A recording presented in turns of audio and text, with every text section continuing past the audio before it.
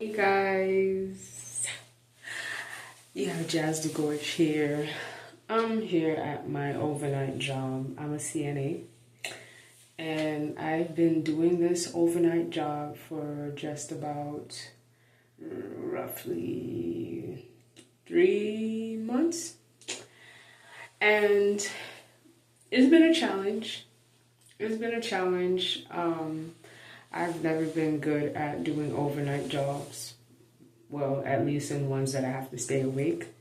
But God has blessed me with this job in particular because I do get to go to sleep when my patient want to act right. Um, However, the downfall of having this overnight job is I'm not getting enough sleep. I have a cleaning business. I have a daughter, and my daughter currently goes to school nearly an hour away from where we live. And after I finish my cleaning on Miami Beach, which have mad traffic to get off of the beach, I have to go get her. Some days she has karate class, and I have to head straight back to work sometimes with only maybe like a half an hour sleep. So during the course of that 3 month time, I've gained 30 pounds. Yes, you heard me correctly, 30 pounds. I gained my wings, I gained my thighs, I gained my back, my muffins, and it's been hard for me to digest because when I get to this weight, which currently I am at 171 pounds. Can't believe that. 171 pounds, and this might sound a bit dramatic, but I feel like I am slowly dying. I don't like being this big. My skin feel tight. My blood feel like it's crawling, and it's due to stress. No sleep, poor diet, being on the go, back and forth, driving here, driving there, going to work. I fell into the booby trap of heading to McDonald's, getting my frappe, getting my frappe, getting another frappe, and it's been an unhealthy road for me.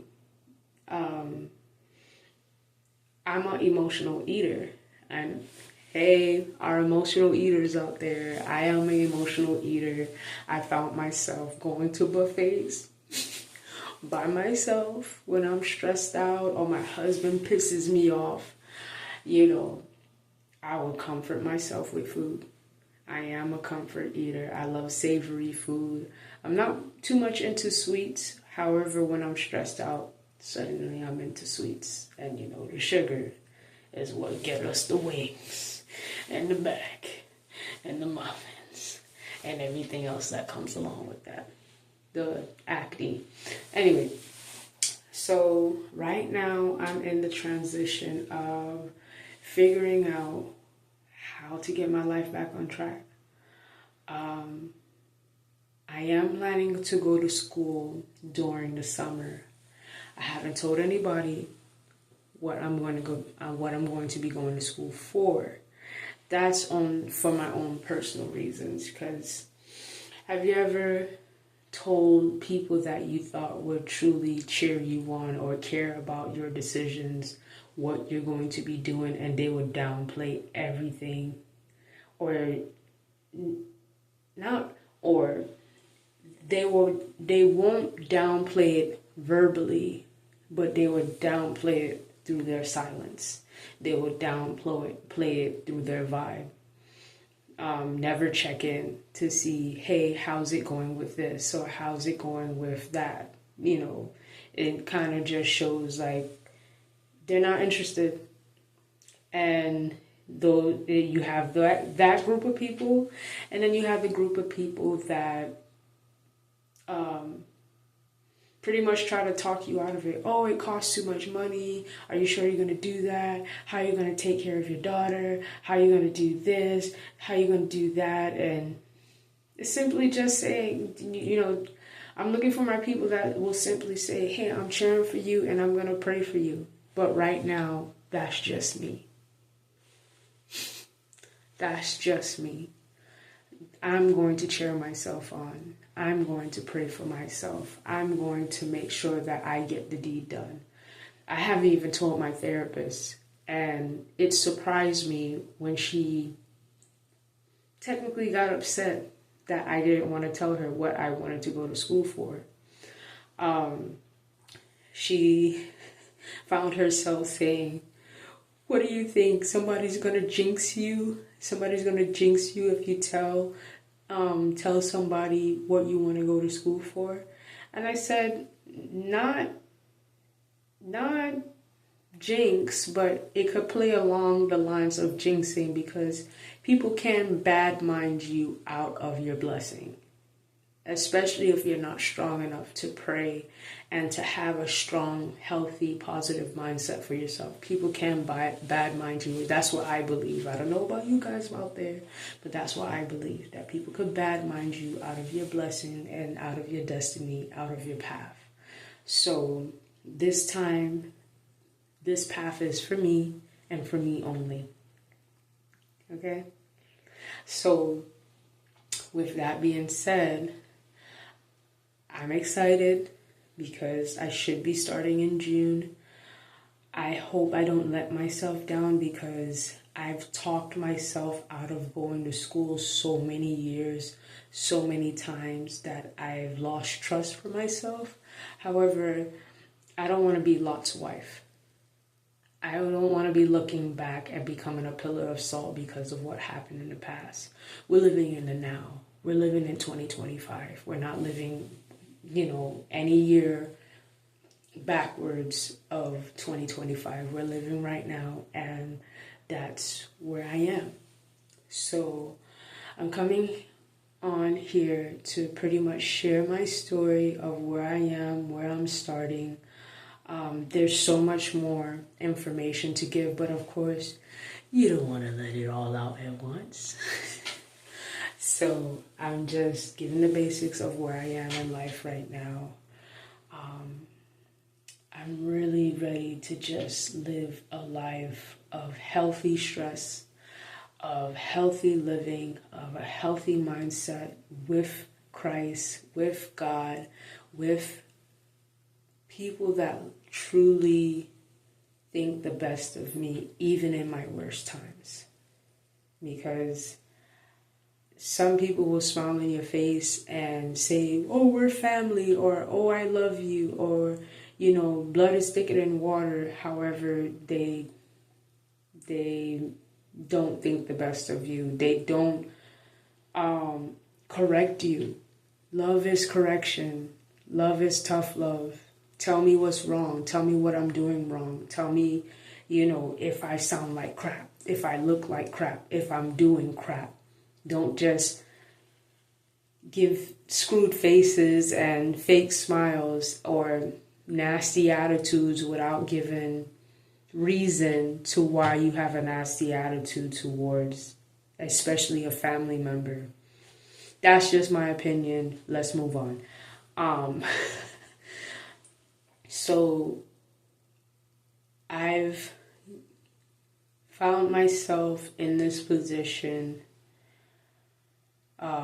through people pleasing, not really setting myself up for a path of success. I've set myself up for a path of pouring until I'm dry. And this is the result. I will never regret pouring. I will never regret taking care of my family. I will never regret taking care of anyone, financially, physically, spiritually, in any way, shape, or form, because then I would have never learned where my biggest downfall was, which is I am not pouring into myself.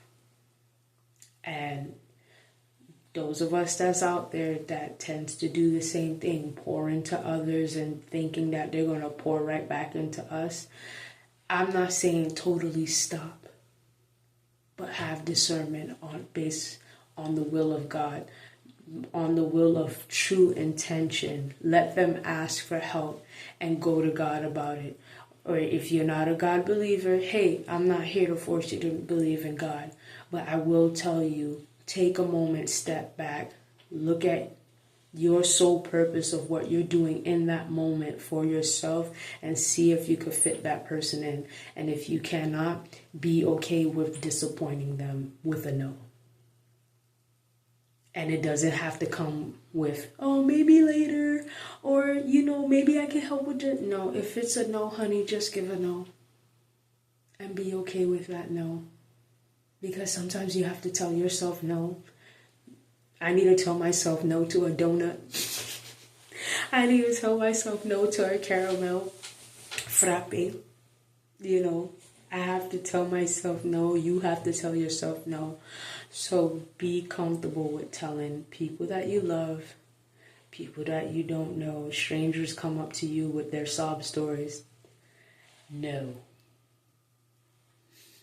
You see how easy that was? Say it with me. No. Sorry. Not sorry. I'm not the one.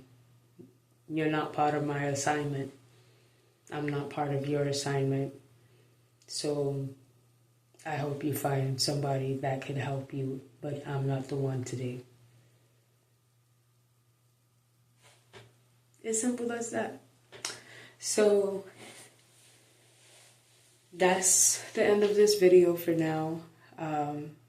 I'll check back in with you guys, maybe in the morning, maybe not, maybe on another day. But I thank you for those who have watched this video. I do ask for prayers, just to be a better person and to get this life under control for the sake of my future, for the sake of my daughter, for the sake of my marriage, for the sake of my purpose under God and His will.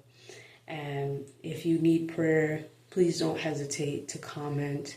Please don't hesitate to, you don't have to ask me, ask people within the comment section, ask people within your church, ask for prayer because we cannot do it alone, okay?